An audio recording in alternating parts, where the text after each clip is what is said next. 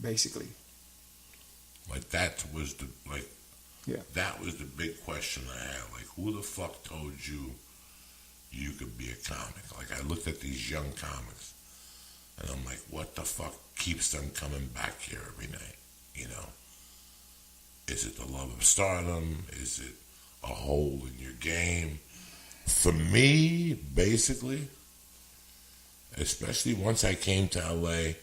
When I came to LA, I was at the 5-6 year mark of doing comedy, which means basically you don't know shit. By the grace of God, Mitzi Shore approved me. She knew I was a character, and in the first couple of weeks I got into a fight, which made her like me more, and that's the reason why I'm there, you know. But even then, I kept saying to myself, I'm going to give it 6 more months. If nothing happens, I'm going to move back to Boulder and be a dad.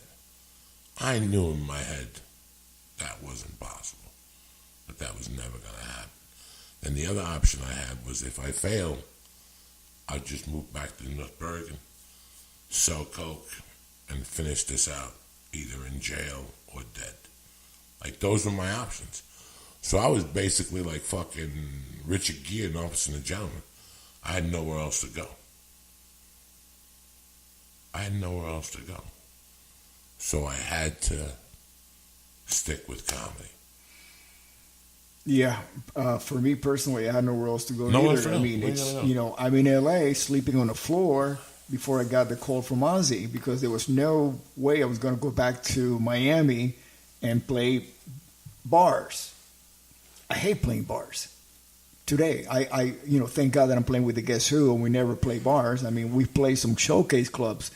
Recently in California, you know, like the Canyon Club and places like that, you know, so it's, you know, it's different. It's not really a bar, you know, but I've done bar tours, you know, when Quiet Riot got reunited in 97, we started playing bars and that was pretty tough for me. As a matter of fact, I quit drinking from it because I never used to drink on the road or not during the show, but after the show. And you know, we were getting the band back together, and you know, just you know, we were going through that process. But the last time, a few years back before then, that I had been on tour was with Whitesnake in '94. You know, we were playing festivals, playing stadiums, not playing bars. You know, then all of a sudden I came back with Quiet Riot, and we're playing these clubs around the country, building up the brand again. You know, and man, it was tough for me personally. You know. And I had to quit drinking because I was becoming an angry drunk. I couldn't handle it. I was angry. I was drinking because I was angry. You know, not because of the band or the guys, just that I was going through this process because, well, let's put it this way, when I was in my 20s, I already played bars for 10 years, at least, you know, strip joints, dive bars, everything, you know, and my mind couldn't take it that I was back to that level again. But you know 30 years later, you know, but it's, you know, if I have to do it, I do it, but it's now my first choice.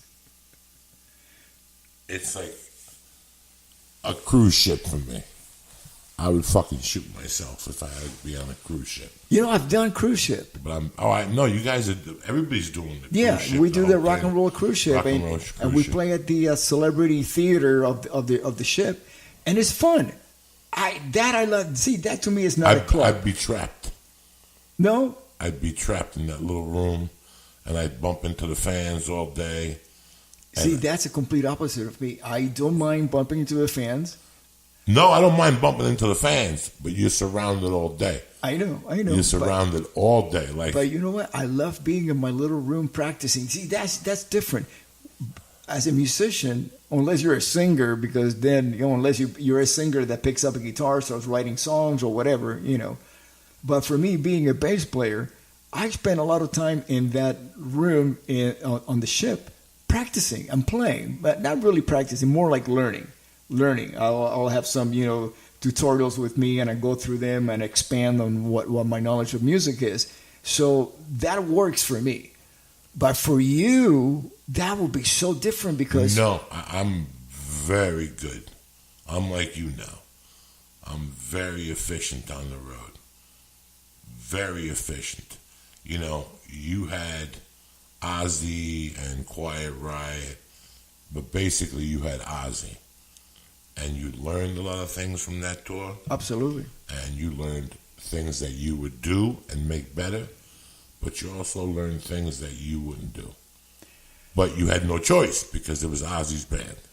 That's interesting you mentioned that because I would say that everything that I know I learned from that tour, watching and listening to Sharon handle business, and of course Don Arden. And then the other bands were experiences. Experience, which is different from learning. Learning is when you sit down and you watch other people do things. Okay, I'm learning that. It's like going to school. You just watch the teacher teach. The other thing it was I was applying what I had already learned from being in Ozzy to bands like Quiet Riot. And then later on with Whitesnake. I mean, Whitesnake was a very different situation because everybody was veteran. Of course, David had the band, and before that, he was in Deep Purple, and Tommy Aldridge and I, we were in Ozzy, and he was prior to that in Pat Travers and Black Oak, Arkansas, and you have Adrian Vandenberg had his own band, Vivian Campbell with Diaz. So we had all been around. So it was all a matter of experiencing things, different sides of the business, different managers, different labels, different situations. But I would say the bulk of my learning was with Ozzy. For me, I opened up for Richard Jeni. I opened up for Paul Rodriguez. I opened up for Paul Mooney. But my education came from Joe Rogan. Wow. So my real road education, I remember going on the road with Rogan. He'd go, I'm going to work out. You coming? And I go, we're on the road, bitch. Ain't no working out. There's no working out. In those days, it was you and Ozzy. It was, I'd do the show with Joe. Before I got to the club, I already had $1 of blow in my pocket. I'd do my 30 minutes, and once Joe got on stage, I left. They could call me all night. I would not answer that phone. I'd be in my room snorting coke. I'd stay up till 4 snorting and jerking off or whatever the fuck I was doing, writing nonsense. And I'd sleep all day. I'd wake up with half a hangover, go eat, take a shower and go do the other show again, then disappear again, and then Sunday morning, afternoon fly out with Joe, get back here at 4. I was a ham and egger, and then I stayed with Joe for a long time, but I also did my own work because I didn't want Joe to think I was living off of him. I wanted Joe to call me from time to time and for me to go, no, I'm not available, just to show him that I just wasn't a guy sitting at home. So when I started going out by myself, I enjoyed going out with Joe. I enjoyed 80% of it. There was 20% of things I didn't like. Like I like taking the first flight out. I don't like leaving in the afternoon on a Sunday. Yeah. I don't like landing at 4 o'clock at LAX and then 2 hours to get home.